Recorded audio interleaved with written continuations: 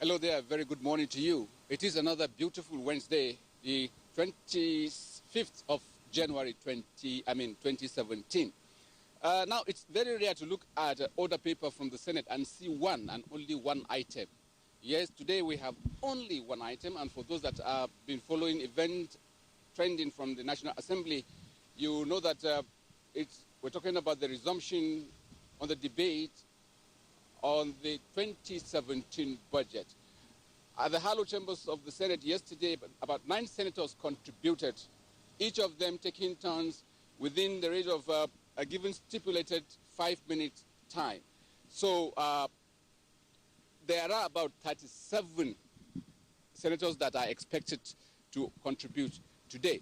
Now, to give you an insight of what transpired yesterday and what to expect today, and hopefully culminating to the termination of this tomorrow, we have the Senate Committee Chairman on Finance, Senator John Owen Eno. Sir, you're welcome. Yes, thank you. Yes, briefly tell us what happened. Yesterday was the beginning of the debate. It's continuing today and hopefully will be ending tomorrow. Yeah, I mean, it's normal for any bill.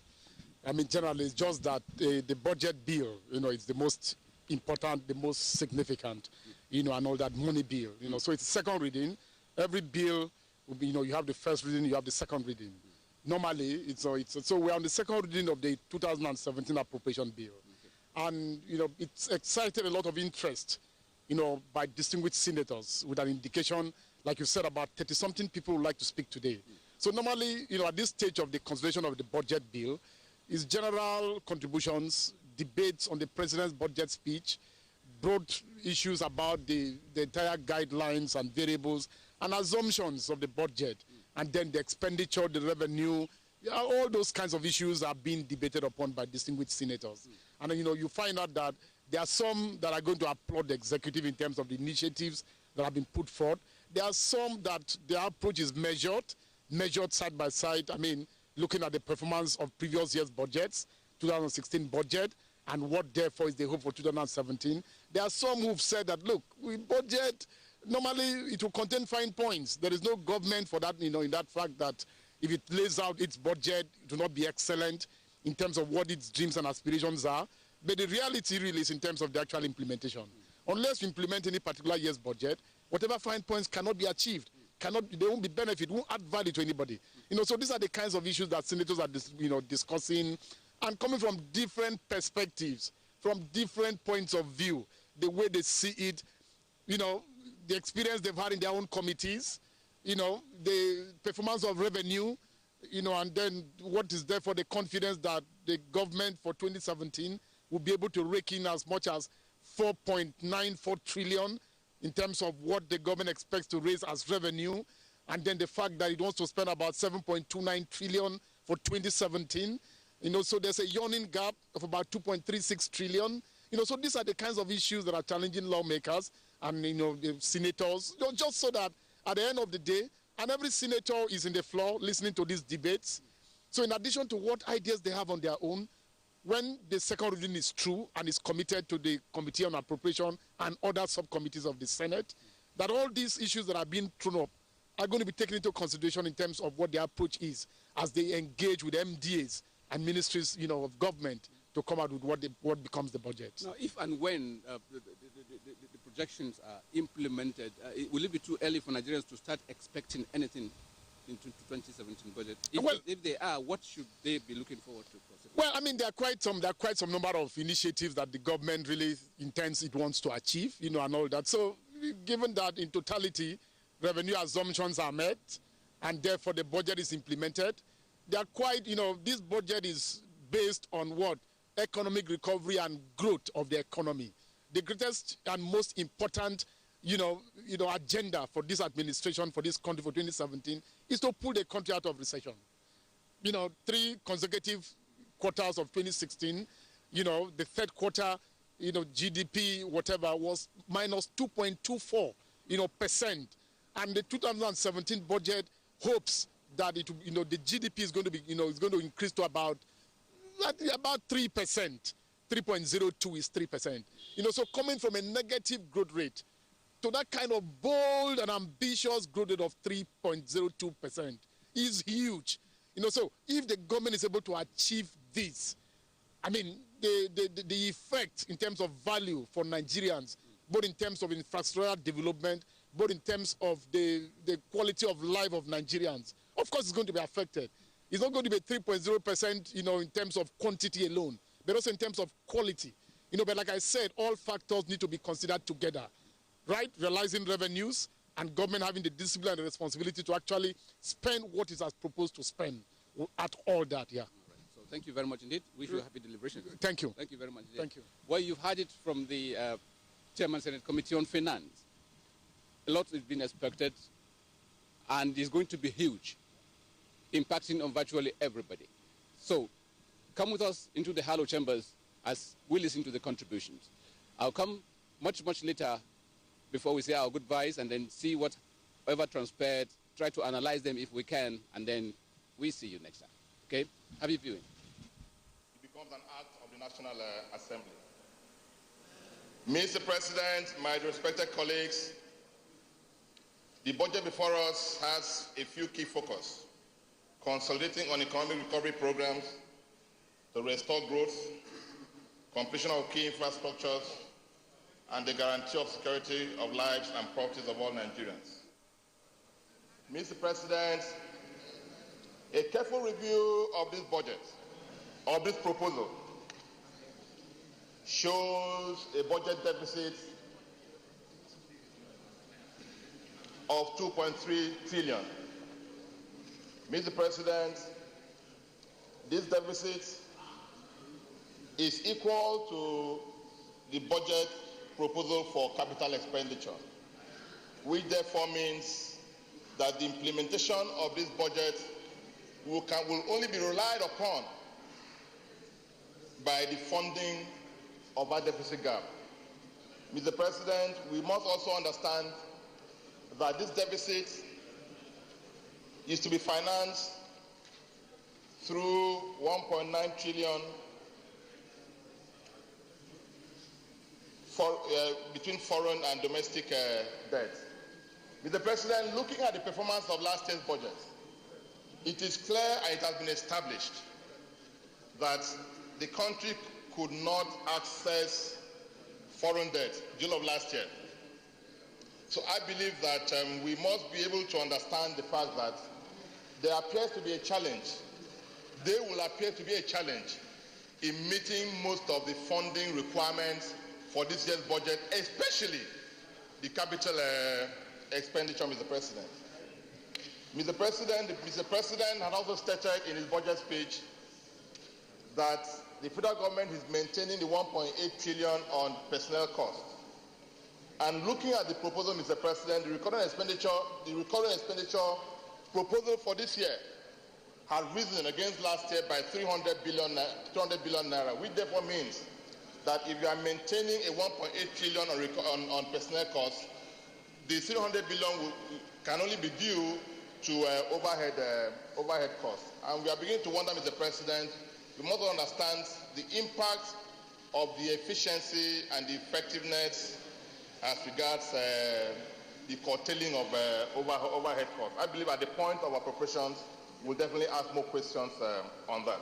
Mr. President, it is known, and I want to place this on record, that the administration of our foreign exchange policy will be as critical as our capital expenditure, because it is established that there is no way, on the basis of what we have seen, considering the level of the deficit that we currently enjoy in our GDP, there is no way federal government expenditure alone will take us out of recession. Therefore, the President has insisted that there will going to be a correlation between the fiscal policy and the monetary policy.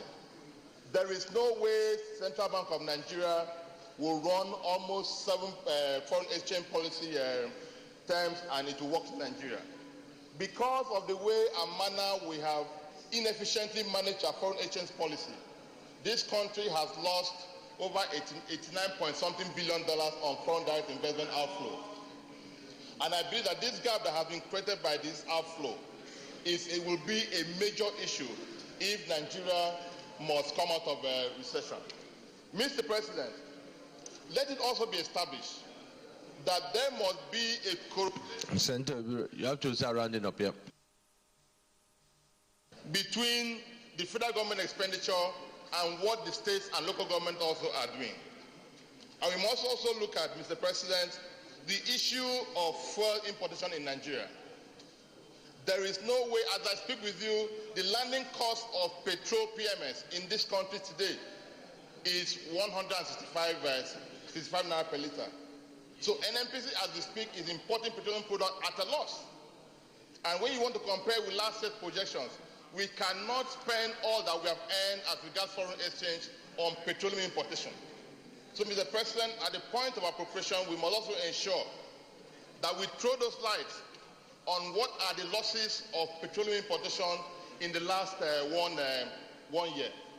Mr. President, I believe very strongly that we say we are going to diversify our economy through solid minerals and agriculture. Yes, the budget for agriculture has increased by over 100%. But that of solid mineral, we also have to look at it because it's also decreasing. And these are the issues if you want to diversify on the basis of these two subheads.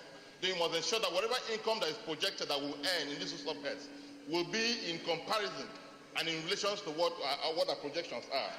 I believe also, Mr. President, finally, that if you look at this budget, the budget for gas flaring penalties alone is a paltry 4.7 billion. And considering the volumes of gas that is flared in this country, Nigeria has the potential of generating a minimum of $2 billion on gas flaring penalty alone. Therefore, this Senate will also direct the Minister of Petroleum Resources to also come up with a new regime where we can actually disincentivize the issue of gas flaring by preferring an appropriate gas flaring penalty that will act as a disincentive to gas flaring in Nigeria, considering the impact of gas flaring on the lives of our people in the Niger Delta. Thank you very much, Senator. Senator Yele Omogwa. Senator Yele Omogwa. Senator Gbenga Shafa.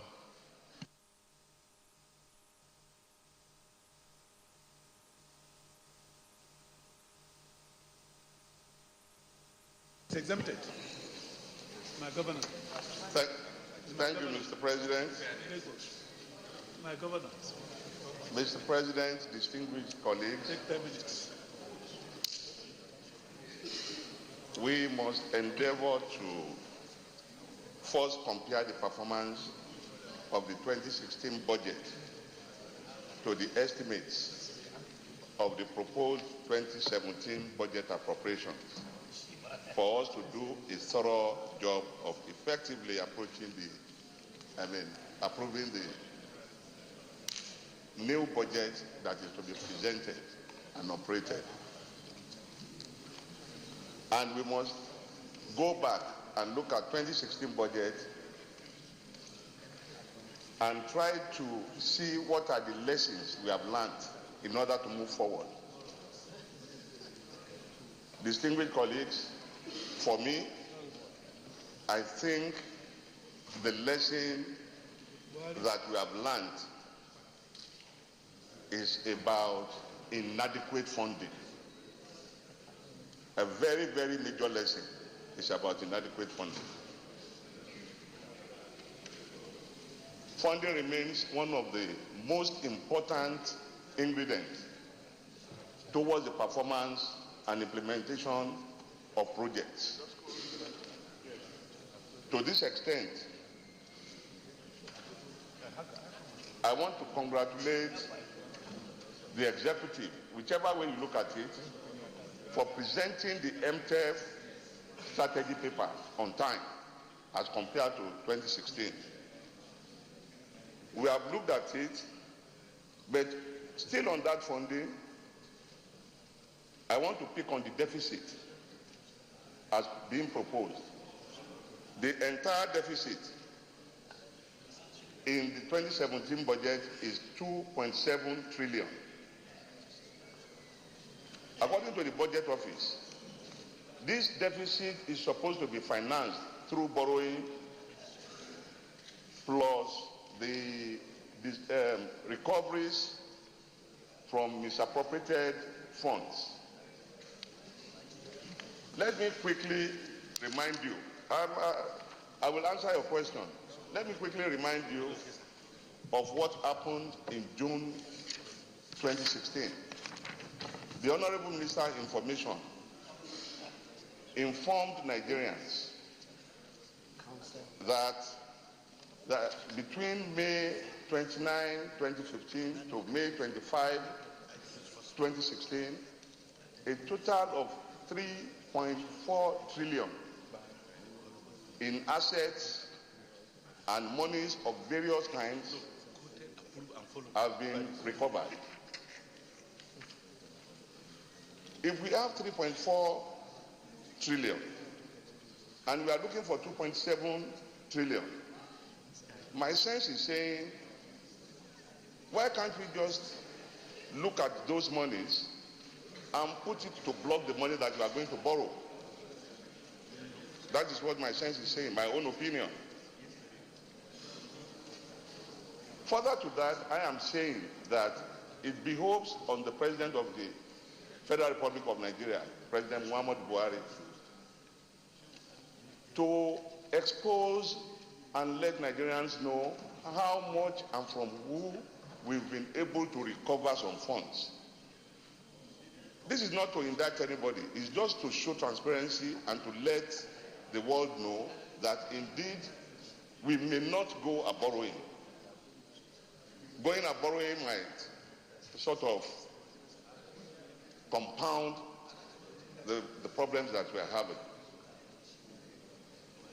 Distinguished colleagues, I submit in front of you that we cannot condemn all the things that the federal government has done. One of the good things that they've done in 2016 happens to be buying into the railway regime. And to that extent, the commitment has been shown. Only last year, 120 billion, 60 billion each was earmarked for Lagos Kano, Lagos Calabar. As at yesterday, I've been told, or we read in the papers, the Minister for Transportation did confirm that about 70 billion had already been issued for the Lagos-Ibadan segment of Lagos Kano. We must be able to encourage the government in the areas where they are performing. We know that once we get the railway system right, our problem of transportation in Nigeria might be a thing of the past.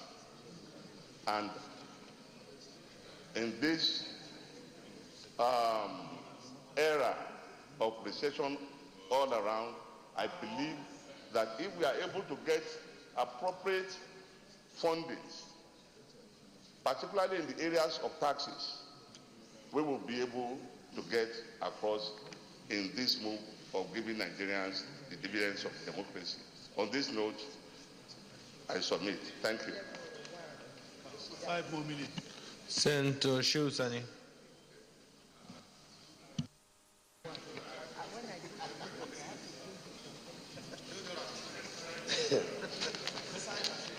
Mr. President, I stand to give my own contribution to this debate, a debate that touches on the 2017 budget. Despite the fact that some of the things I need to point out here have been said by my colleagues who spoke earlier, I will still point to this fact of some of these issues. First of all, according to Jacob Liu, budget should not simply be a collection of numbers, but that of our aspirations and values. Each year, we pass through the ritual of budgets coming to the National Assembly, and the state of Nigeria, as far as their life is concerned, experience no change. And here I will say this. On 1.663 trillion for debt service, I think we should exploit the goodwill that Nigeria enjoys today in the international community to seek for further debt forgiveness so as to buttress our economy to address other issues which we are faced with. I have seen the budget for the education sector. The questions we need to ask ourselves: will this address the decadence of the educational sector? Will this end the perennial and persistent ASU strike? Will it address the basic challenges of our education sector? This is a point because these are issues that we pass in through year in, year out. I've also seen a defense budget of 140 billion. In a situation whereby we acknowledge the fact that the insurgency has seriously been degraded, we need to see a scale down of defense budget for which the large sum of such monies could be used for other issues of health and education. And I will say this on power: there is no economy that can grow when it is being run with a generator. And we constantly see pledges and promises and sometimes of modest achievements that we have moved from 2,000 megawatts to 3,000, 3,005, and then going back to 1,005 megawatts, 500 megawatts. I think these issues need to be taken very seriously. Power is such a very important economic component that should not easily be jammed up with housing and works. And on their sense, Nigeria's economy is still controlled by foreign interests. They are in control of our banks, control of our construction industry, control of our telecommunication, controlling our own oil and gas industry. I think a serious economic movement should include an immediate indigenization of the control of the levers of our economy. Thank you very much. Senator Yele Omogwa. Thank you, Mr. President. I'm sorry I missed my slot, but I'm grateful I've gotten it back. You have 3 minutes.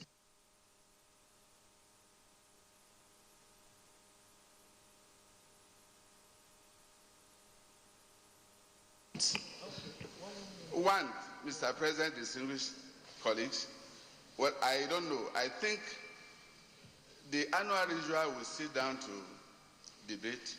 We should know what actually transpired with the budget of 2016.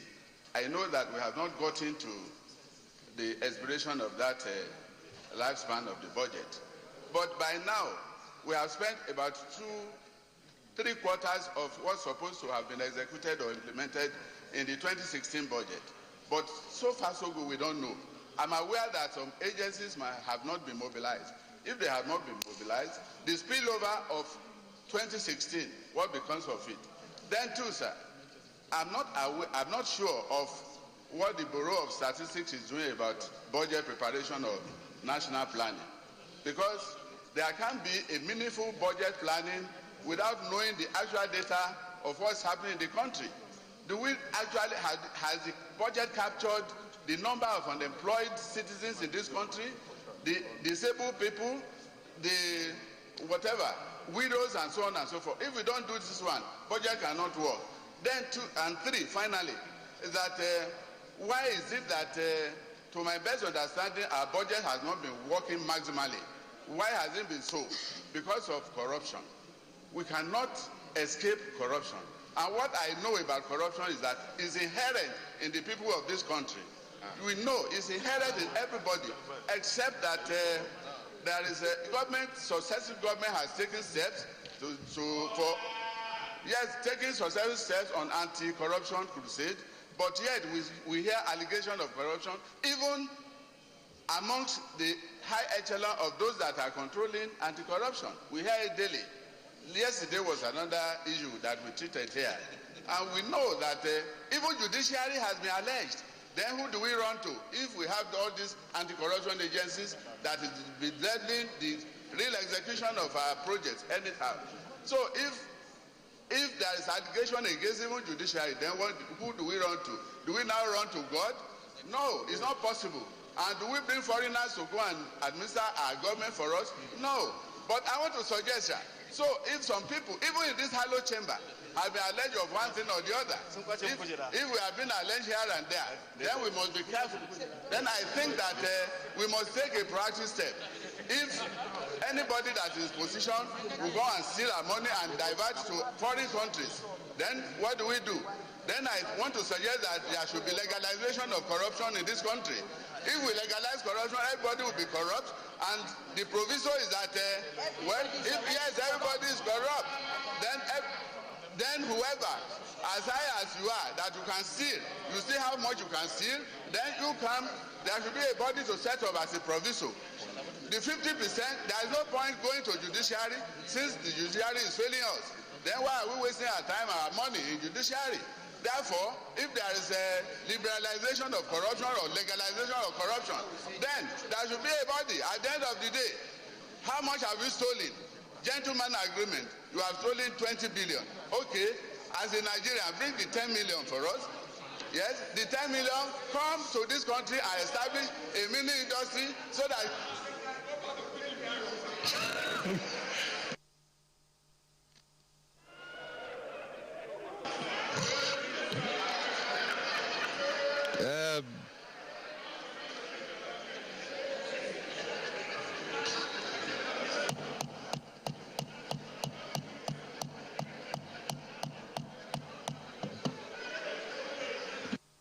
distinguished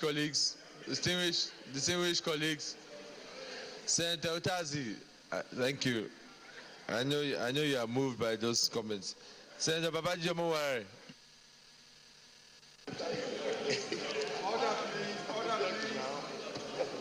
Mr. President, sir, distinguished colleagues, Babajide Omoware, I represent Osun East.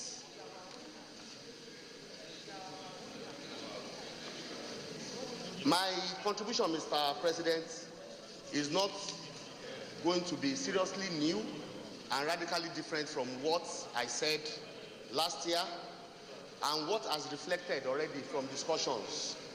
The budget that was presented by Mr. President of the Federal Republic of Nigeria is essentially a rehash of what the budget has been over the years. I am of the view. Distinguished colleagues, there's too much noise, honestly, and we're not being fair to each other or respect to each other. Let us listen to everybody's contribution. Thank you. Mr. President, distinguished colleagues, I'm of the view that in form, in style, and in substance, the budget should be different. For a very long time, even when the budget is not a budget of change, the budget has always been about 70% recurrent and 30% capital. And if you now check out even the narratives, the statistics, you always have almost 100% performance when it comes to recurrent. Yes, we know personnel is going to be 100%, but for overhead to be 100%, and for us to now have 30% capital performance, we must look at it. I know it has to some extent to do with the process of public procurement. Having said that, what are the basic facts? Unemployment is growing. There is no growth in the economy. These are symptoms and indices of recession. What do we do? Government must spend a lot more. So we must find means of reducing the recurrence. We don't have a choice. We must have means of reducing the recurrence and increasing the capital. The solution, the number one solution preferred generally to recession is spending more. Government must spend more because an individual or a company is holding on to money, is not employing, and is not spending on raw materials, is not spending on anything, is watching the indices in the stock exchange and watching the rate of the foreign exchange and so on and so forth. Government has no choice but to spend more. I will like to say that the executive must do a few things. Some have been done already. The small and medium scale enterprises, there is about 50 billion in the budget for Bank of Industry and Bank of Agric. I don't think it's enough. There must be a lot more money. And I must also say that the challenge we've always had in Nigeria is not about providing this money. It's about ensuring that the money gets to those who need the money, the youths, the women, and the oi polloi, the grassroots. Last dispensation, money was given for small and medium scale enterprises. People were not able to access it. The government must design a method of ensuring that those who actually require this money, this is the only way there can be growth in the economy. This is the only way we can reflate the economy. Secondly, Mr. President, sir, there must be diversification of the economy in the area of agri, tourism, and solid minerals. Thirdly, we must look into the issue of PPP and the issue of concession. This government has done some good things, but there must be some ways of following through these good things. Ministry of Power recently said they're looking at giving tax relief to people that want to invest. Is looking at even concession to GE and a few other establishments. This must be replicated by other ministries. The Trade and Investment Department of the government must do a lot more. In the area of transportation, in the area of solid minerals, there must be tax relief. There must be reduction in import duty for those who want to bring in goods. What we must target is to make sure that there is so much money in the economy to go round. Fourthly, Mr. President, sir, we must reduce the number of containers that are empty going out of Nigeria. It must be increased. In Nigeria, we don't produce anything. That's the truth of the matter. So, which is why I said earlier on that we must concentrate a lot on SMEs. We must bring in empty containers. Now we bring in containers full and we take them out empty. The containers must go out full. It cannot be done unless there is a conscious and consensuous effort. Fifthly, Mr. President, sir, there must be peace in Niger Delta. This will definitely affect power because it has affected gas. I agree with my brother that spoke, the chairman gas, that spoke about gas flaring. Before we get to that stage, there must be gas to supply power. Lastly, Mr. President, for the legislature, I think the legislature lastly must come to the rescue. We have a few measures. The immediate past leader of the Senate was chairman of a committee. And those recommendations must be followed to the letter when it comes to the issue of budgetary. Sections 11 and 14 of the Fiscal Responsibility Act is quite ambiguous with respect to the time the MTEF will be submitted and the time the budget process will start. We have to be very clear. What it says at the moment is that by June, MTEF is supposed to go to FEC, and by September should come to us. But that is not clear enough. I am of the view that there must be a specific timeline, and this must be done. We've done the NABRO. I congratulate Senate for this. And I want to say that the oversight that was recently done by almost all the committees, we did not do it for fun, Mr. President, sir. The report of every committee must be in tandem with what we are going to produce at the end of the day, because at the end of the day, we are the ones doing the budget. What the president has done is to submit his proposals. Lastly, Mr. President, sir, one of the bills, some of the bills we intended doing, which I assume we will start as soon as we finish the budget process, is the one that has to do with the development planning bill.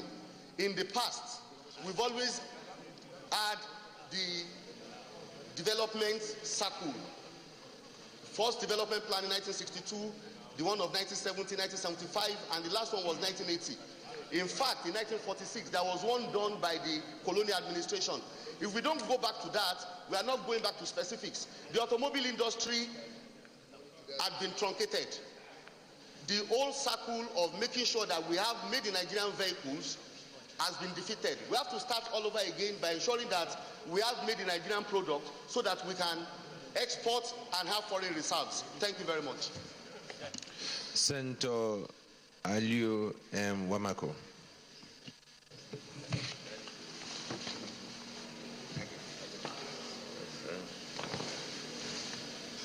Mr. President, my dear colleagues, I am Aliu M. Wamako from the North Central District of Sectoral State. Mr. President, let me start by joining my colleagues who earlier commend Mr. President when improved budget outlay from what we had in 2016. At least this year there's no missing budget. The budget is here with us and is now being debated. Equally, Mr. President, in my opinion, the multi-policies, both fiscal and multi-policies in the 2017 budget can be achievable once we have the right people in the right place doing the right thing. Because those are the figures that were with the nice policies, but the people involved. We can have excellent policies and programs, but the key players have to be the right people for us to achieve the required result in those areas. However, Mr. President, let me also say I'm constrained to believe that the issues of economic diversification, which has not been properly addressed in this year's budget, going by the provisions in the following key areas. A, agriculture. B, soil minerals exploration. C, tourism. And equally, there's total absence of lack of subsidy in the agri sector, which is vital to its success. Mr. President, in the diversifying the economy in the areas I have mentioned, but not only diversifying the economy, we are also creating millions of jobs which are very much needed for the entire country. Also ensuring food security for this great country, and equally increasing our security for the entire nation. So I feel, Mr. President, that it's only fair that we will start to take concrete steps to prove that, yes, we are committed to diversifying our economy. Merely talking about it doesn't solve our problem. So I do hope that in fine-tuning this budget, this chamber will do justice to those very important sectors of our economy. I hereby submit, Mr. President. Thank you. Senator Philip Aduda. Thank you, Mr. President. Thank you, distinguished colleagues. My name is distinguished Senator Philip Tanimo Aduda.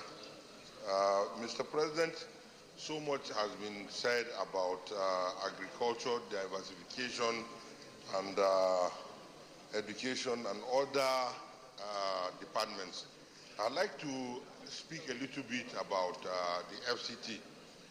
I looked at the provision for the budget of the FCT, and what we have in the national priority budget is 37 billion. Mr. President, distinguished colleagues, 37 billion for the national priority projects for the FCT, it is not adequate. And why I say this, Mr. President, is because if you look at the complementary infrastructure that is supposed to be developed, the roads leading to the airport, the Kubwa Expressway, and indeed some other complementary infrastructural development for the FCT, you'll find out that these monies are really inadequate. Because as we talk today, we're owing in the FCT contractors billions and billions of nairas which have not yet been paid. And if we are to take the 37 billion, are we going to use it to pay the contractors who have already done the works that they have done, or we're going to use it for further development of the FCT? So, Mr. President, I'd like to use this medium also to encourage the minister to quickly, I know that we passed a law here where the FCT is supposed to take and to bring up, to raise revenue by ensuring tax collection. I want to encourage him to put the tax system in place whereby he can generate revenue for the development of the FCT. Yes, I know we have the statutory budget and the statutory allocation, which is for payment of salary overhead and recurrent, and then using it also to develop the satellite towns. Mr. President, on this, with these very short remarks, I'd like to thank you for giving me the opportunity to speak and to say that for us in the FCT, this is the State House of Assembly for the FCT. We'll continue to ask for more and more and more for the people of the FCT, because all of us here are representative of the people of the FCT. Thank you, Mr. President. Thank you. Senator Barnabas Gamade.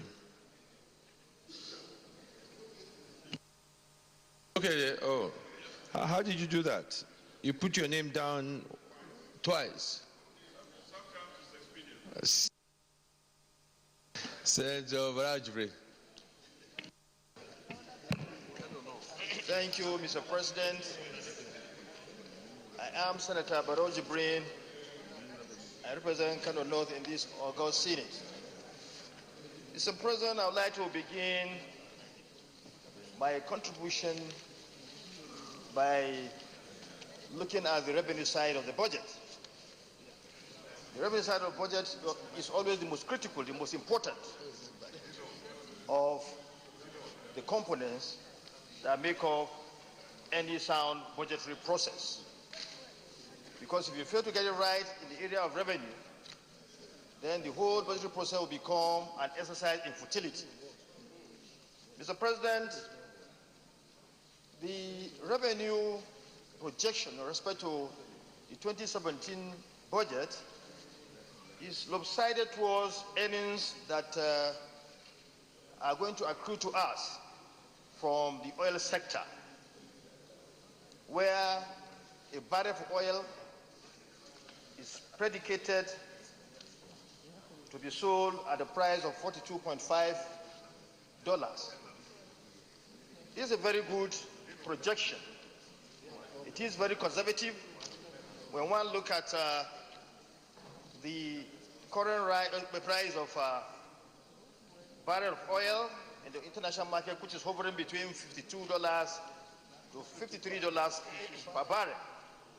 And looking at the position of OPEC to cut down on production so that the price of crude will further get improved. And it's been taught by experts that the price might go up to $60 per barrel before the end of the year. This is fine. Mr. President, where we have problem is our projection in terms of our daily production of 2.2 million barrels per day. This is a bit ambitious, looking at the dynamics in the Niger Delta. And the parameters. Although the federal government is doing well to really bring peace, total peace in the Niger Delta, but I think much effort should be put to make sure that we are able to get things properly put in place to bring total peace so that we can achieve this projection. It's doubtful. It may not be actualized, but well, let's be hopeful. And I urge the present government to push harder. If not, we may have problem in actualizing these very important targets. Having said so, Mr. President, let me say I'm not also happy about the projection in terms of our spending in the recurrent side of the budget. is going to the tune of 2.97 trillion, while the capital spending is projected to be about 2.05 trillion. My expectation is that the capital side should be a bit larger, seeing the fact that we have a lot in terms of our need to develop our infrastructure, to put a sound environment for the private sector to thrive. But what we are having here is far from what we expect. It's far from what our expectation is. Mr. President, a lot of people have spoken, a lot of distinguished have spoken about sectoral allocations. I would like to talk about the allocation to the education sector. This is quite, I'm not really happy about that. We all understand, we all know the importance of education to our zeal to develop our country, to really bring about the needed human resources development we need to drive a sound economy in this country. What we can see here from the projections of capital spendings made in the various budgets of our various universities, you find out that you have less than 100 million allocated to each university. Most of the universities, sorry. It's only lucky ones like I think ABU and BUK that got above, and Abuja that got above 100 million. This is very sad. This is a sad commentary in respect to our zeal to develop our educational sector. This is quite bad, Mr. President. We really have to understand the dynamics in the education sector. You have, innovations coming up every day where you need better equipment for our universities so as they can compete with other universities in the world. And you also need to, continue to redo their infrastructure, renovate their infrastructure so that they can really move in terms with, move along with modernity. But this is quite inadequate. It's quite inadequate. So we need to really look at this and do something to improve on this budget here in the National Assembly. And it's most, where I'm most worried is the allocation to the newly established universities. They need more money. They need money to get established. You cannot establish universities and leave them unattended to without the needed infrastructure. A mere 160 million is given to each of them. It's not enough. Each of them at least needs not less than 20 billion naira. So I will urge my colleagues, we are going to make sure in my committee to find a way to get at least 10 billion, to recommend 10 billion each to be given to this new university so that they can develop their campuses. Some of them are not even fenced. When you take an instance of what is happening at Dusama, the university is, is closer to where bandits are. Where you have bandits in the Kazana area, creating problem. Moving into the camp. You have to round up now, please. So what I'm trying to say is that we need to really improve on the budget of this university. At least give them, we should give them at least 10 billion naira so that they can improve their infrastructure. With this, I urge my colleagues to please look at what these universities need, education sector as a whole, so that we can improve on their budget, so that they can really perform their function in providing knowledge to our youth. Thank you, Mr. President. Thank you very much. Senator Mao Wabana. Mr. President, distinguished Senator Mao Wabana, Abia North. Mr. President, I want to thank God we are at this ritual again, because it has become a ritual for us to discuss the budget at this time. But, Mr. President, this is an estimate, and it behoves on us as a Senate or as a Parliament to allocate these funds to the MDAs in the area of need and the sectors that will affect our people positively, that will affect our citizenry. So why I'm saying this is that it's for us to know that a lot is being expected of us as a Senate, that from this estimate, we should be able to allocate the funds properly in accordance with the books, that is the Constitution and the area of need. So that takes me to the allocation or the estimate or the budget to the health sector. Mr. President, we are leaving our country, Nigeria, going to different countries on health vacation or medical vacation. It's just because those countries have spent so much on their health care. And if we must attain that level, then we must spend right. So what I'm saying, Mr. President, is that if you look at the allocation to the health sector, it's a far cry from what is there in the Constitution or in the Act. Mr. President, I think will make a lot of difference this time around, especially having you as a medical doctor. I know that one of the landmarks and hallmarks of the 7th Assembly was the National Health Act, which was quite celebrated world over.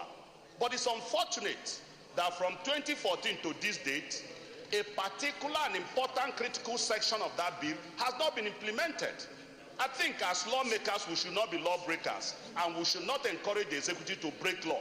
So I stand here, Mr. President, to say that one thing this country will remember you and this 8th Senate for is that we will ensure that that constitutional, that act, that law that says that at least 1% of the constitutional revenue fund should be spent in the health sector. And I want to state here that, Mr. President, let's record it, and this time around we should make it happen. And let the executive know that we are lawmakers and we encourage adherence to law. Having said that again, Mr. President, I want to thank the leader that he christened this budget, the budget of recovery. I want to agree with him completely, because we need to recover. So many things to recover from. We need to recover from hunger. We need to recover from power. We need to recover from everything. Even in short, we are recessing into darkness. Look at power now. We've gone from 5,000 to 1,000 megawatts. So, Mr. President, it's important that not only looking at the sectoral allocation, power is a critical area. And it's not a place that you have works, power, housing. Power is serious. And I'm suggesting, I'm moving here, that we should ask the executive to split power, to remove power, to separate power from works, from housing, so that power will be independent. And we look at other areas of alternative power.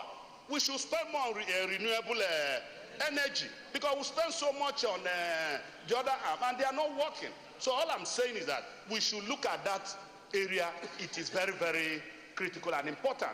We are talking about youth empowerment. Look at how much we've allocated to labor.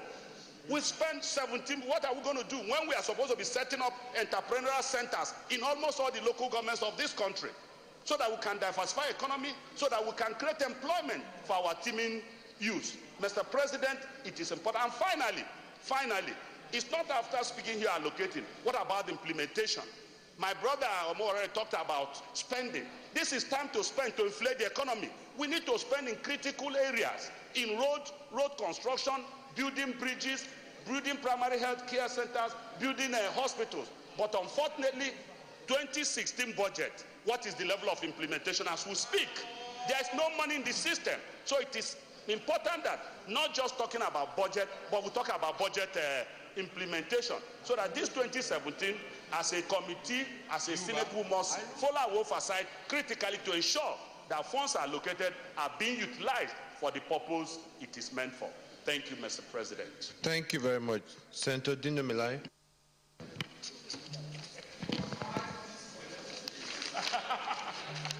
Mr. President, my respected colleagues, Dino Milai, Kogi West,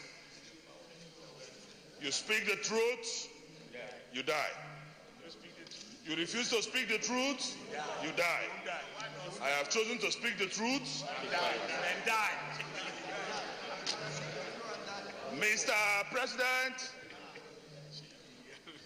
the deficit in the 2017 budget of 2.23 trillion naira is an equivalent of 2.18% of Nigeria's GDP, which will take overall debt of 14% of our GDP. Mr. President, the former Central Bank Governor, Charles Soludo, argued in 2012 that by 2050, there would be almost 400 million Nigerians. Before then, Mr. President, between 29 and 40 years, Nigerian oil would have finished. The question now is this: how the future and prosperity of the 400 million Nigerians will be guaranteed should constitute the agenda for a national emergency, and that should be our focus. Mr. President, it has also been argued and recently established by the International Energy Agency that they forecasted that the US, which has been the major market for Nigerian oil exports, will become the #1 oil producer in the world in 2017 and will become a net exporter of oil by 2030. This brings us to the question: what is our preparation, budget after budget, to diversify our economy and depend less on oil? Today we are here. It is sad to note that for a country to operate a deficit budget, meaning to spend more than our earnings to a larger extent, is unhealthy for an emerging market like Nigeria. Mr. President, 7.03 trillion budget estimate is too ambitious. Mr. President, the truth be told. Mr. President, this particular budget, as presented, will have 7% in each recurrent expenditure borrowed, meaning what we are borrowing is not exclusively for investment and for capital. It is also going to be spent on recurrent. Mr. President, no wise nation in the world will borrow to squander, because as far as recurrent is concerned, you are spending. It has no resultant effect on the masses, talakawas, mekunus, and the have-nots in this country. Mr. President, security must be taken very seriously. I will not waste our time. The solution to our problem, knowing fully well that in the next few years we will be about 400 million people. In the next 29 to 40 years there will be no more oil. Mr. President, the solution to that is agriculture. Agriculture. Agriculture. Government must invest heavily in the non-oil sector, and the most vibrant of it all is agriculture. There's a popular saying, Mr. President, I will want you to listen to this, Mr. President. Please pause my time.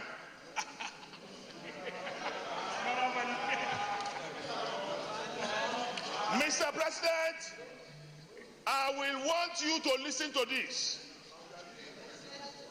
Where there is no vision, the people perish. Failure to plan is planning to fail. For you to succeed as an individual and nation, you must picture a future you want to feature in. What I am saying is that during the one, we had the third developmental plan. During Obasanjo, we had Operation Feed the Nation. During Shagari, you had Green Revolution and housing. And we had Shagari low-cost housing estates in all the states of the Federation. During Abuja, you had Vision 2020. During Vision 2010. During Obasanjo and during Jonathan Ayaradua, you had 7-point agenda. During Jonathan, you had transformation agenda. It is high time for this government to develop an agenda. Where there is no vision, the people perish. It is high time we develop an agenda that will be articulated so that in the nearest future, our agenda must marry our budget. Today, the same amount of money we want to spend on capital is the same amount of money we want to borrow. If we don't get to borrow, what will happen to capital? Mr. President, the time for us as a nation to sit down and pause has come. The time for us to articulate a developmental agenda in addition to anti-corruption has come. Mr. President, let's make a while the sun shines. Senator John Eno.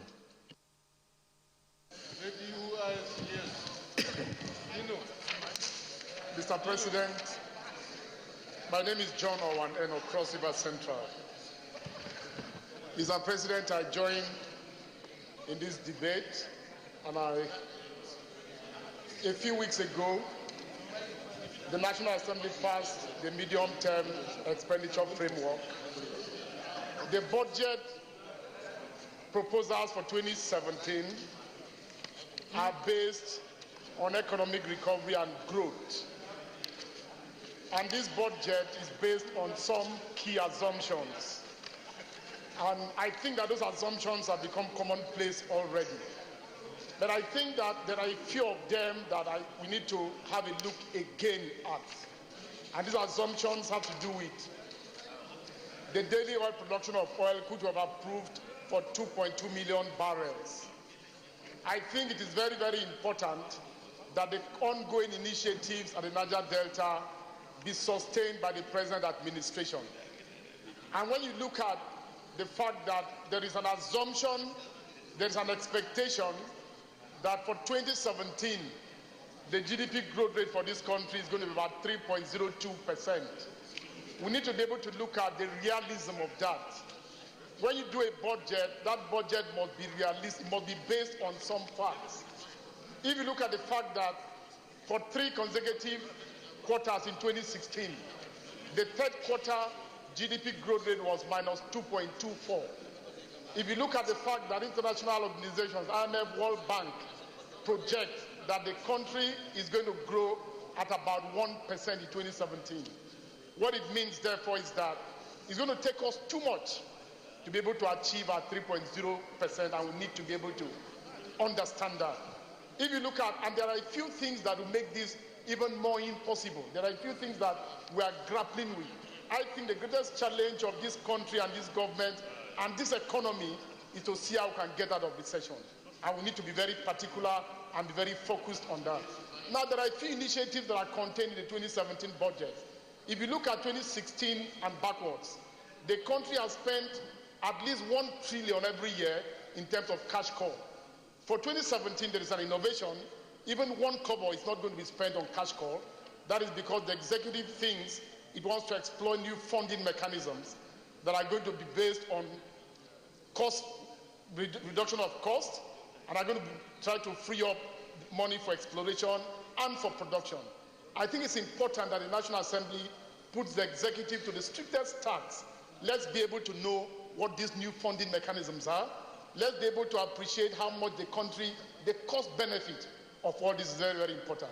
And I think that my earlier colleagues have mentioned the fact of borrowing to be able to fund the budget. I mean, if, for example, what we have as gross federally collected revenue for 2017 is 4.94 trillion, and the government wants to spend about 7.29 trillion. If you look at it compared to the figure aggregate expenditure for 2016, it's about 20% increase, but in real terms, it's reduced by about 28.5%. So that means that if you look at inflation, look at devaluation, we may be spending 7.29, but in real terms, we're spending less. And I think that I'd like to introduce an issue, for example, that is going to be debatable, that is going to be hotly contestable, and that, what is it? Wages and salaries. During the IBB years, when SAP was introduced, before SAP, the exchange rate was $1 to £1. After SAB jumped up, nothing happened to salaries and allowances and wages. So what happened was that the average Nigerian worker was subjected to suffering. I remember those days in the university, on my door as a university teacher, we had some certain things that were written, my take-home pay can't take me home. The government is a joke and the wages it pays are a joke. All those kinds of things. We are getting back to those years. And I think the National Assembly must lead the charge for increase in wages. It must lead the charge. If you look at the National Assembly budget, for about 5 years now, so it's about, what is it? There's public outcry. But in real terms, how much is this money? How many people in the country depend on the expenditure the National Assembly members make and those who work make? So I think, for example, that we're earning more naira, but that more naira is getting us less and less money. Unfortunately for us, if you look at the recurrent expenditure, recurrent budget, and you disaggregate it, you're going to find out that personnel budget is about the hugest. The problem is that we need to be ready to expand the productive capacity of our revenue base to be able to make more money in order to be able to increase wages and salaries. Unless we do so, even one of the fine points of this budget, trying to see how to encourage investments, trying to see how to better the lives of Nigerians, won't be able to achieve this. And I think that we need to be able to look at this one way or the other. If you look at some other issues in this budget, you look at the fact of the joint venture cash call have already, indebtedness to contractors. As of today, if you look at the total indebtedness to contractors, about 2 trillion. Unless government, and the budget talks about the fact that they are trying to see how to make sure that these are properly verified in order to see the best way to be able to pay. I think that for 2017, and I'm aware that the Minister of Finance is talking about coming up with some initiatives that talk about bonds and all that to settle this. I think in a country that is going under through recession, freeing up this kind of money to contractors is going to provide some kind of jump, some kind of leap to people's expenditure patterns, which if you look at our GDP every year, you find that in terms of expenditures, it accounts for about 47% of what eventually becomes our GDP. So it's important for this government to encourage these kinds of expenditures. If you look at the capital recurrent ratio, you find out, for example, that capital expenditure for 2017 is projected at about 2.24 trillion. And you compare this to the fact that the deficit is about 2.36 trillion. And about 98% of this is going to be borrowed. I think that, like somebody has mentioned earlier on, we need to be careful. In the 21st century, we cannot afford to borrow money to service recurrent budget. And I think that by the time the National Assembly is passing this budget, we need to be very careful, working with our different committees, to make sure that we are not approving a borrowing figure that also accommodates any little percentage in terms of servicing of recurrent expenditure. And then if you look at the implications of these various issues and all that, the borrowing, our experience of borrowing in terms of 2016, that you find out that nearly everything that was borrowed in 2016 came from domestic sources. If you look at the ratio, even in 2017 budget proposal, you find out that foreign borrowing for about 46%, domestic is about 54%. But in real terms, for most of 2016, almost about, by the time it got about the third quarter of 2016, deficit borrowing had accounted for about 52%. And of this, nearly all of this came from domestic sources. And if you talk about the country having to borrow about 52% of this deficit from internal sources, what it means is that the government, the public sector, is in competition with the private sector for scarce resources. And this has implications. Now, what is happening to foreign borrowing? Why weren't we able to access foreign borrowing in 2016? What are the guarantees that in 2017, this is going to be possible? If it's not possible, what is the implication in terms of even the 4.94 trillion gross federally collectible revenue that government expects? If you look at the components of what government expects, about 1.9 trillion is expected from oil sources, about 2.94 from non-oil sources. Of this 2.94, if you look at government independent revenue, about 800 and something billion is supposed to come from that source. In 2016, about 1.5 trillion was expected. By the end of 2016, less than 500 billion had been borrowed. When the first MTEF came, it projected that internal, independent revenue of government was going to be about close to 1.something trillion. It's been scaled down to 800 billion. Now, if we can't even make half of that, what it means is that the 2017 budget proposals in terms of revenue projections are, from the start, not realistic. If they are not realistic, what it means is that whatever government expects to grow the economy, to make things better for 2017, will also not be achievable. And I think that at this point, we need to be guided and minded by all these in terms of the eventual approval of the 2017 budget. Thank you. Thank you very much. Senator Olujimi. Yes, point of order. Mr. President, distinguished colleagues, I'm Mohamed Ali Ndume, representing Borno South. Mr. President, my point of order is order 15.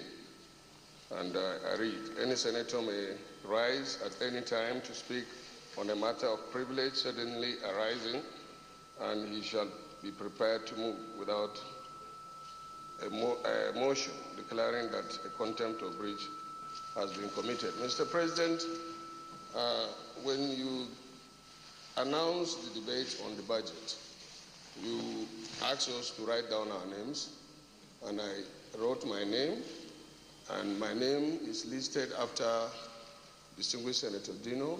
So I was prepared and I was following, but I didn't hear you call my name. So I don't know when I'll contribute again or when the exchange is. Senator Ndume, as I sit down here, I think by this I take the order in directing the affairs of the chambers. And the list I have is the list I'm going by. I don't know whether that list, so we'll follow my list and you will be called in due time. So I don't know the list that you are talking about. The only list that matters is the list I have in front of me, and I'm going with that list.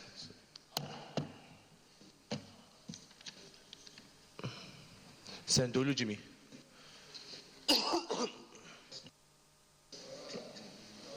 Thank you very much, Mr. President. Thank you for giving me the opportunity to add my voice to this ritual. And Mr. President, I am Biodun Olujimi, Ekiti South, and I am proudly PDP. Let me start, Mr. President, by saying that this is the second ritual for this government to bring a budget proposal to these chambers. And after this, there will be only one more major budget. And there is the need for this government to look at the budget and ensure that it meets all its pronouncements and all its aspirations as espoused when it was coming into government. Let me say, Mr. President, that the two budgets so far have not met the benchmark proposed by this government. Mr. President, we're in recession, and let me state clearly that there are two critical areas to drive this country and ensure that money is in the hands of the ordinary man. And that is through youth development and women development and empowerment. Mr. President, this budget does not show anything that the government has planned to put money in the hands of this sector of the economy. And I say this because the budget of women development last year was 3.5 billion. This year, it's 5.4 billion. I understand that there are some sectoral allocations in the SDG, in works, in agriculture for women. But do they ever get them? The answer is no. These budgets are usually given to anybody that is preferred by the various NDAs.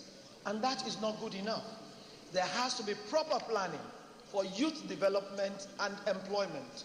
There also has to be proper planning for women development, for us to get out of the woods. And I don't think this government that rode on the change mantra has been able to achieve that. Mr. President, my concerns are very basic and very general. One of them is that we need to ask questions on the zero budgeting. This government told us every budget will be under that scheme, but there has not been any budget, any of the two, that has fallen into that group up till now. Why is that so? Don't they have data? Don't they have people who are capable of doing the bidding of government? Two, the TSA. How far have we gone with the TSA? Has it done well?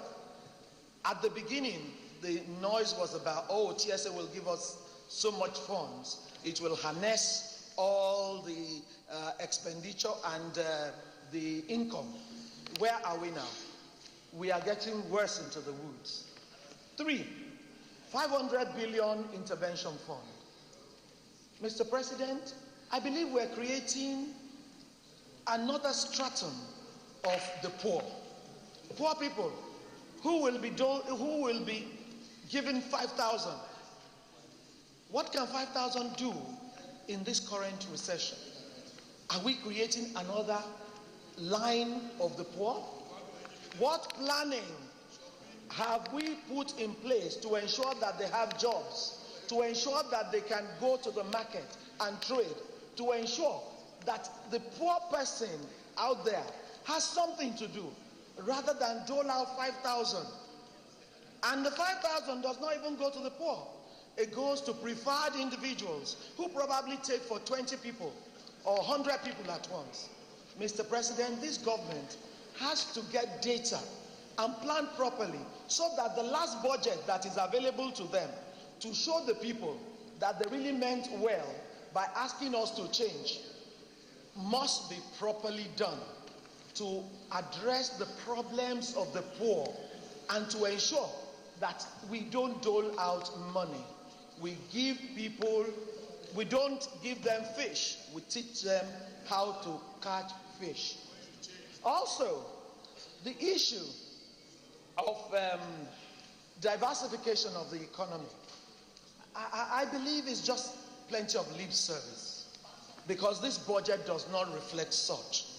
Agriculture has moved marginally, but you see, it's not enough for us to have figures. We need to know what plans have gone into those figures.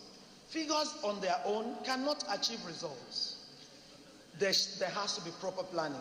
We need to know what the Agri Ministry wants to do for women, for the youths, and for the various sectors. We need to know what tourism is going to do and bring back into Nigeria. We need to be able to also look at the issue of the exchange rate. It is only in Nigeria that we have 7 different exchange rates. It is affecting our economy, it is affecting our businesses, it is affecting our spending power.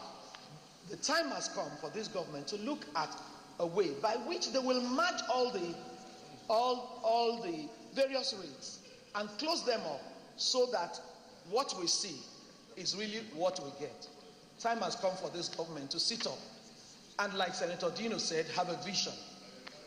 Without a vision, this country will drift into depression. And the government has only one more budget to achieve that. This budget will probably paper a few cracks, but will not address the real issues. I believe government needs to sit up so that the next budget will really address the issues and will be zero-based as was promised earlier. Thank you, Mr. President. Senator Bocha. Thank you, Mr. President, distinguished colleagues. My name is Emmanuel Bocha. I represent the farming population of Taraba South. Mr. President, I want to say, at the risk of repeating what had been said, I dwell on specifics, and I'll be very, very brief and concise. Mr. President, looking at the figure, the budget estimate for this year, ordinarily one would say there is hope because you call 7.2 trillion as against the 6.1 trillion of 2016 Appropriation Act. But unfortunately, there appears to be any hope actually in this. Why do I say this? I'm looking at what is going on in the population. Like my colleague earlier on said, a budget is meant to take care of a specific population, a population in which you have the figure. If I may ask, which population are we budgeting for?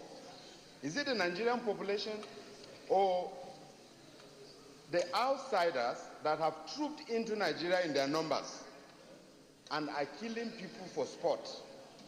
Do we plan for them? Do we take care of these people? Do we know their numbers? Because this figure, like I said, appears to be very, very hopeful. That we have had a budget of 6.1 trillion in 2016, and this year is 7.2 trillion. Then one would have said this year will be better. But lo and behold, it may not. I don't want to go into the politics of borrowing, because that's a different ball game. Like I said earlier on, I represent a population that is largely agrarian. And I'm concerned about agriculture, because nothing significantly had been done to show that we are truly committed to promoting the agricultural sector or investing in agriculture. We don't appear to match our talks with actions. We don't appear to walk the talk, as it's been often said. And I think we must learn to live like true leaders. Otherwise, when we say a thing and we do another thing, it's becoming increasingly embarrassing. 90 billion for agriculture from a budget of 7.2 trillion is simply inadequate. It's simply inadequate for a government that is talking about diversification. Of course, this is a word that is very common in the mouth of most of us. Every senator mentions diversification because this is something that is very dear to us. We love to see that we effect a move. There is a shift from our dependence on the oil and the mono economy that had been in place ab initio. But I think if we are going to do that, we must be practical about it. This we are not doing. We keep talking in the media. People who do image laundry come out and talk diversification, and yet nothing is reflected in this. And I think it's becoming too much. Let me say something that the success of budget, Mr. President, is measured on its implementation. Here, I want to say, in fairness to the establishment, in fairness to the government of the day, I am seeing a remarkable improvement in budget implementation. Because I want to put politics apart. While I was walking to the chambers this morning, an agency that is involved in implementing our intervention project called me and said they have received information and approval of additional release of 30% of the budget, meaning the budget may be implemented up to the level of 80%. And I think this is my third time in the National Assembly. It's the first time I will see a budget being implemented up to 80%. Thank you. This appears to be, I'm talking about empirical evidence. I say let's put politics apart. Because once budget is implemented, no matter how bad is the projection, there appears to be some result at the end of the day.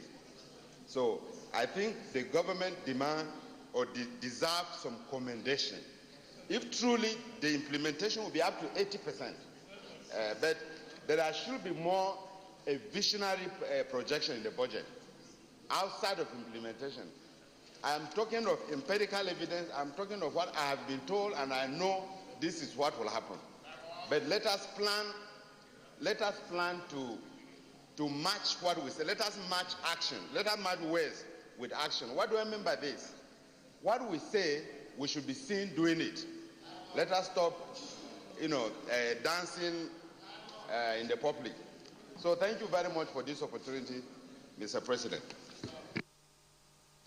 Senator Solomon Lamlekong.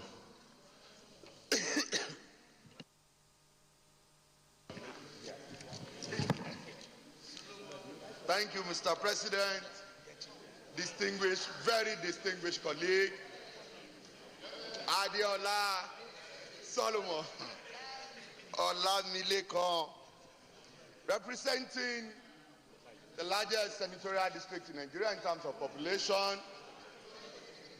I am from Lagos State. Mr. President, distinguished colleague, I want to sincerely thank you for this opportunity to address this distinguished Senate on the budget of 2017. Mr. President, we started with a budget of change. Now we are in a budget of recovery and growth. We don't know why the change has suddenly turned to recovery and growth.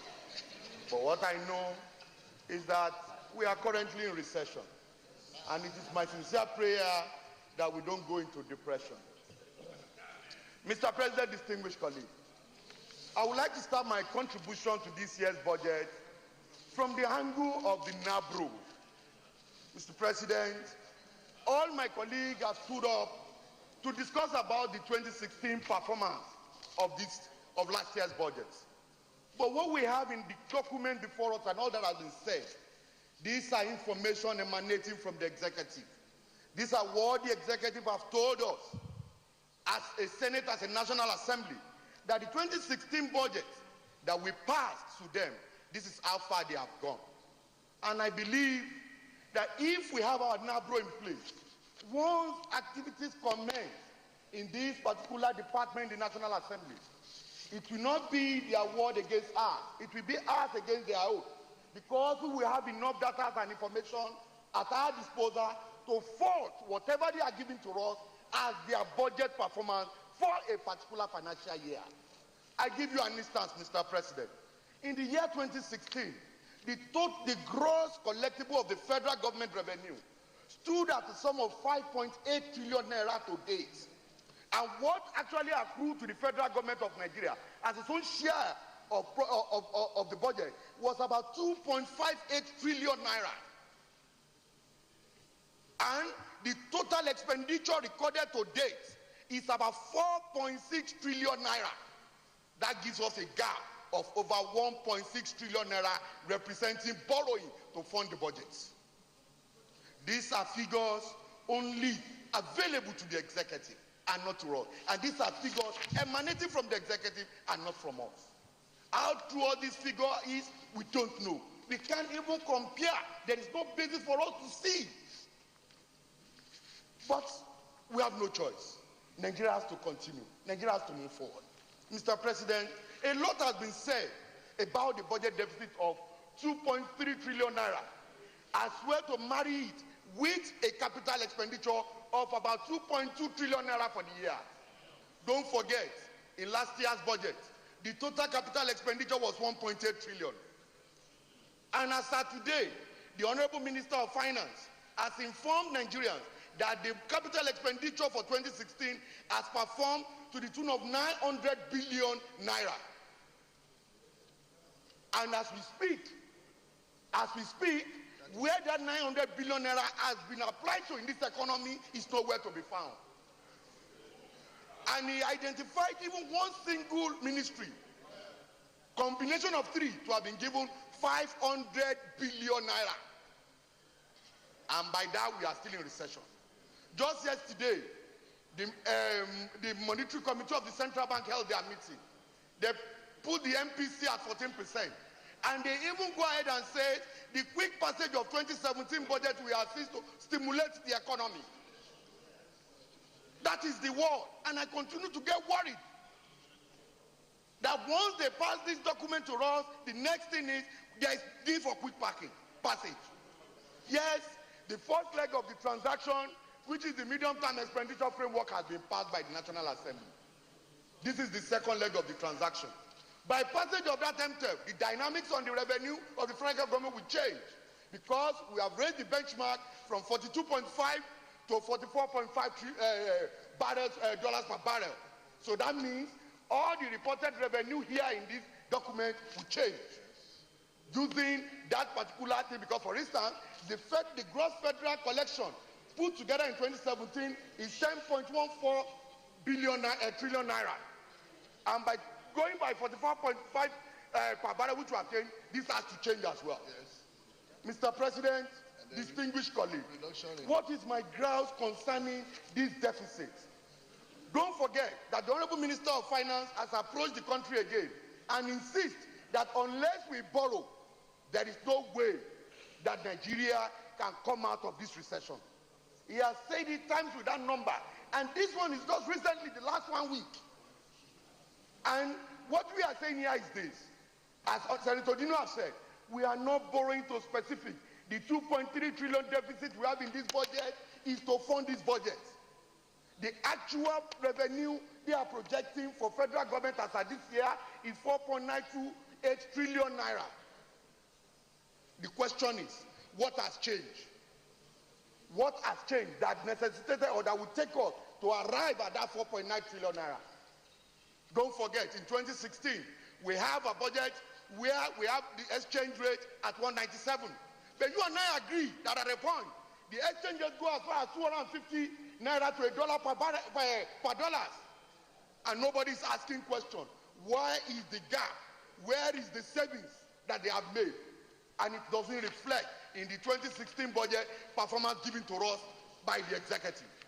This year, there are a lot of issues going around. The budget is to be predicated on 305 per dollar, and there is a school of thought that says it can't work. It's not visible because today dollar is sold for about 510 or 509 to a naira. And at the end of the day, in the course of the year, the dollar might raise officially from 305 to about 350 naira to a dollar. And by the time they are returning to us in 2017 at the budget performance, there is no document to show that these are the savings that was made.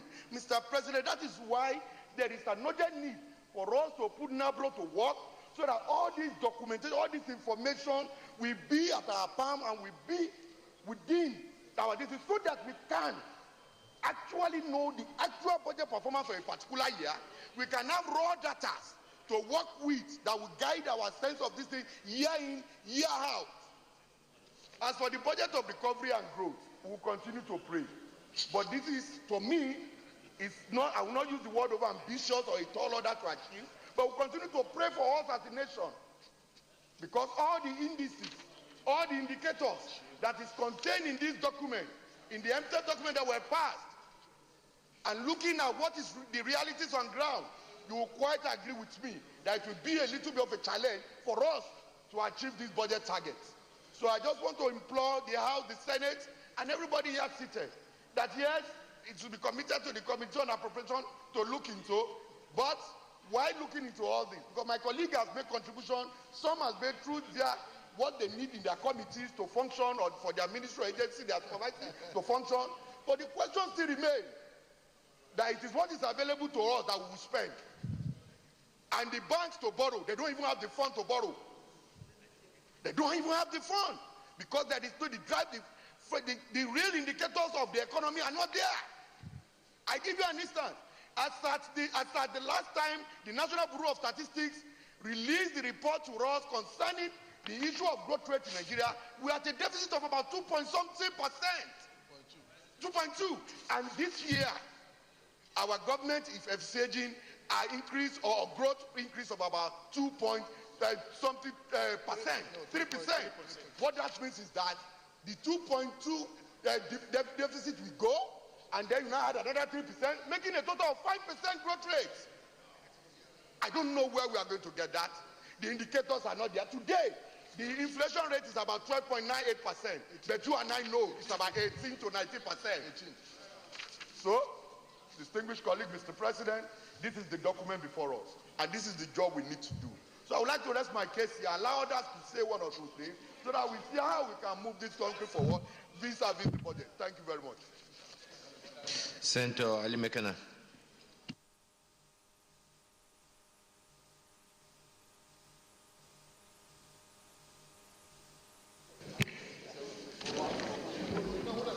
Mr. President, distinguished colleagues, my name is Senator Francis Ali Mekana, representing the good people of Edo North.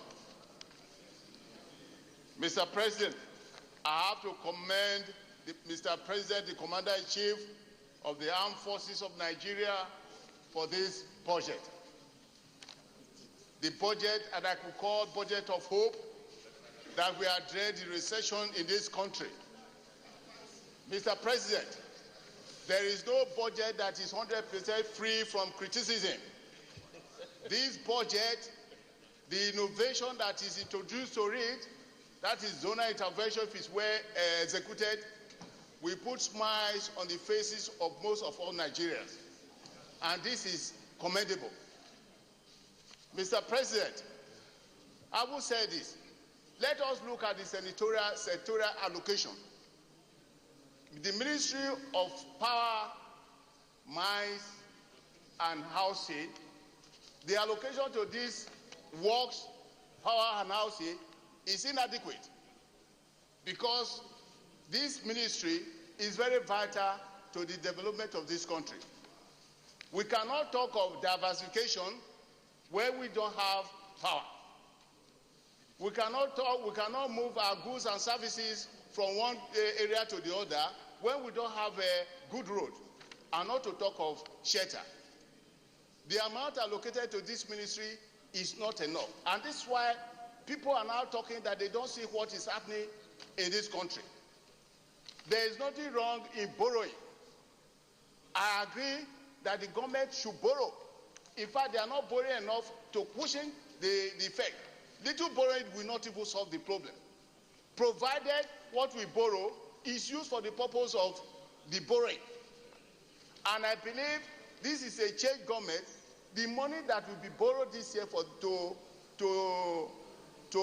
add to the budget, to fund the budget, the capital project, will be used judiciously because it's a change government. It's not like the previous administration. So, Mr. President, I will say this. Look at the road construction.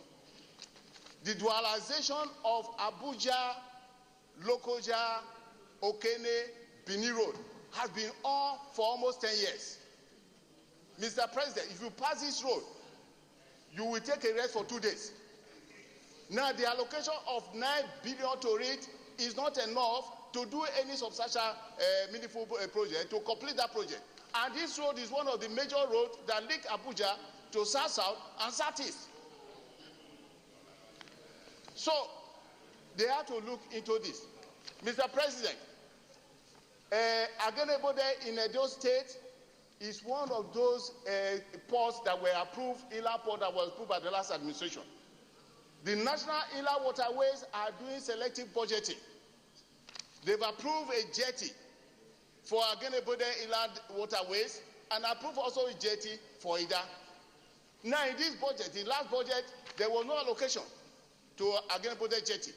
And in this year's budget, there's an allocation to Ida jetty, which is 70 billion, and there was no allocation to Agenebode jetty. And Ida jetty cannot function without Agenebode. In other words, they are allocating a fund or repairing of Ida jetty that did not even work. This jetty has to work in pari passu. I will look, Mr. President, for us to look at into this sectoral allocation and address it. Now, Mr. President, I will take much of your time. It is still good for the President to look at the sentiment of Niger Delta. When we are now talking of money, we need to, if we are not stable, if the security in Niger Delta is not able to have a guaranteed certain supply of the crude oil, we will still go back to square one. So it is better for the President to address the residents in Niger Delta so that we guarantee a steady supply of crude oil. We are talking of agriculture. I don't even know, even in advanced countries that we want to talk about agriculture, they are talking of mechanized agriculture. And we are now still talking about crude agriculture. Many of our youth don't even want to farm. We should be talking about mechanized agriculture so that we have more food in this country than now talking of agriculture. If we talk yellow revolution out there, if we don't talk about mechanized agriculture, we will not get out of it. So, Mr. President, I rest my case until we get to the nitty-gritty of the committee. Thank you, Mr. President. Deputy Leader. Okay. Thank you very much, Mr. President, and my distinguished colleagues. I first of all say that after due observance of the trend of debate in respect of this 2017 budget. I think it's convenient at this stage to at least say that I'm comforted by the fact that we have succeeded in putting the platform of true exercise of democratic rights of Nigerians. This is the only time that even from within ourselves, we will look at what is in the overall interest of this nation and speak the mind, not following party line as it used to be. It shows you that we have provided the platform for moving the country forward, because it is only through genuine exercise of democratic rights that issues can be brought, attention can be paid to those issues, and then remedies can be made. I have said, after the approval of the medium-term expenditure framework, that the contents of the 2017 budget will clearly anchor with what the Senate approved in the medium-term expenditure framework. If you are talking about inadequacy of sectorial allocations, yes, but we have to start in a segmented manner to where we wish to take the country to. There is nobody in this chamber who is not aware of the fact that the country is going through recession. It means the target of the 2017 budget will be to put the country back on course, restore the economy, and from it, build upon it a futuristic plan that will bring economic prosperity to the Federal Republic of Nigeria. So I think those concerns that were expressed, even though genuine, can conveniently be said to be misplaced. I therefore commend the thinking of the executive along the line of putting a budget of recovery and restoration, while I commend the National Assembly for at least carefully looking at the medium-term expenditure framework that will provide a comfortable platform for the implementation of the 2017 budget. Happily enough, distinguished Senator Buacha has clearly stated that this is his third term in the National Assembly, and that he has never seen where the budget of this nation is implemented at 80%. Look at what we are trying to do. Even at the most pressing time, the insistence on implementation of budget has always been the focal point of this administration. And I think this is what should comfort every Nigerian. It should even comfort us the more that the 2017 budget is being based on the statistics that is already available on the implementation of the 2016 budget. So in my opinion, I think that what the National Assembly will do is to try to see those adjustments that are wholly, exclusively, necessarily, and reasonably possible for the purpose of juxtaposing the intention of government to remove the economy from recession to recovery and then to restoration and recovery and restoration. I therefore thank my distinguished colleagues for arguing along that line, and I think I will rest my case this place and say that I am comforted by the contents and the spirit of the budget of the 2017 budget. Thank you, Mr. President. Senator Clifford Odia. Senator Matthew Rogide.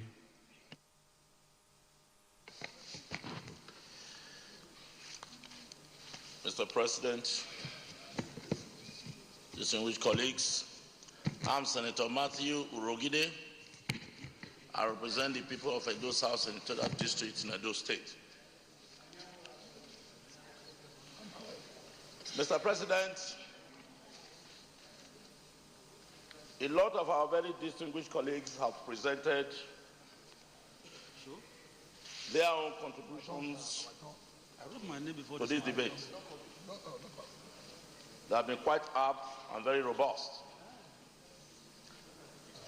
Mr. President, I'll crave your indulgence so that I'll be able to address a very special and pertinent part of this budget for 2017, and that's the area that has to do with health. Mr. President, the importance of health in a country like ours cannot be overemphasized, because it has been mentioned earlier that a healthy nation or a healthy people is a wealthy nation. Mr. President, there's been a whole lot of lip service when it comes to pursuing issues that concern our people, that concern the state of their wellness. Every other sector that we have allocated resources in our budget will come to nothing if our people are not well. Therefore, the health sector must get all the attention that it deserves. Mr. President, in 2017, we have a total budget of 7.2985 trillion naira. Out of these, we have allocated 309 billion naira to health. Out of the 309, 252 billion will go to recurrent, and 57 billion will go to capital. And if you add this, that is 309 billion naira. And if you juxtapose this against the total budget of 7.29 trillion, it comes to 4.23%. Mr. President, I want to take us back a little. 2016 budget, we had a total of 250 billion that was allocated to the health sector. This was about 3.8%. Mr. President, and the performance in the health sector. Well, as you've heard, those are some of the expressed concern regarding some of the key assumptions on the budget. Now, to do a little bit of an overview, we have a member of the Appropriation Committee who is also, sir, this way please. He is Senator Abdullahi Dambaba Ibrahim, Sokoto South. As I said, he is a member of the Appropriation Committee. You're welcome, sir. Thank you very much. Now, we've had views since yesterday, actually, informed opinions generally about the aspects of the budget. Now, after this, we know at the committee levels, MDAs will now come and start defending their own budget.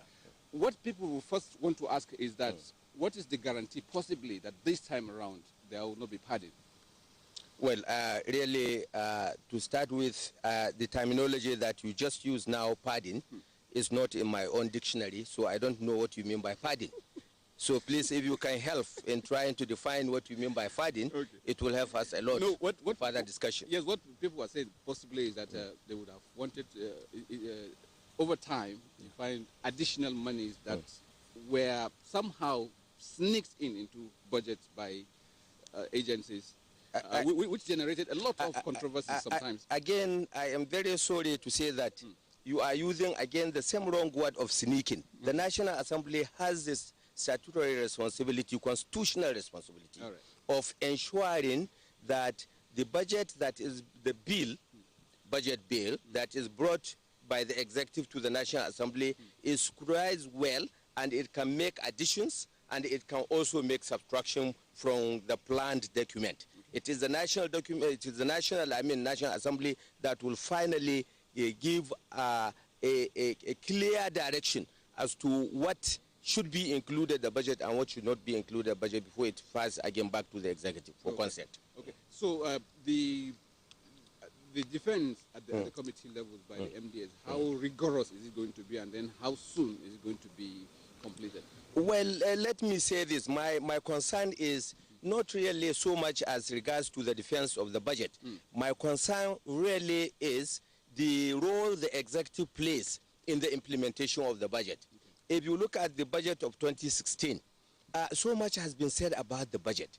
I was, based on documents that have been made available to me, the capital budget, I want to talk on the capital budget of about 1.827 billion. Out of that, only 831 billion has been released by government as at 31st December 2016, which translates to about 45.5% of the budget. Now, if you look at utilization, we also have to talk about the capacity of MDAs to implement the budget. Now, if you look at the utilization, that means the capacity of MDAs to actually to implement the budget is only 34.7%. So going by this, there is need for us to bring about change in the way the MDAs do implement the budget. Maybe something is wrong with the system. We need to find out what is it that is wrong with the system that is preventing the MDAs from actually implementing the budget as it should be implemented. During our oversight, we went to one of the establishments and we realized that they had been released, their release was 100%, but they had capacity for only 2% utilization of the budget.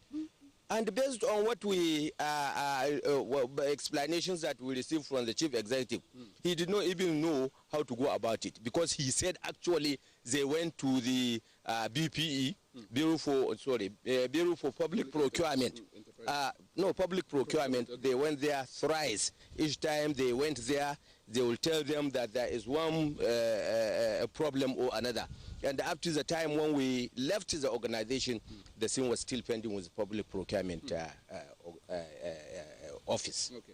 Well, thank you very much. I wish you successful deliberations at the end of it all, and we hope at the end of it all, Nigerians will have a cause to smile. Thank you very much as well. Thank you. Yes, well, this is how far we can go on this edition of From the Senate, coming to you live from the National Assembly. We'll see you next week. Before then, on behalf of the entire crew, this is Waziri Zayaru saying have a very pleasant day ahead and bye-bye.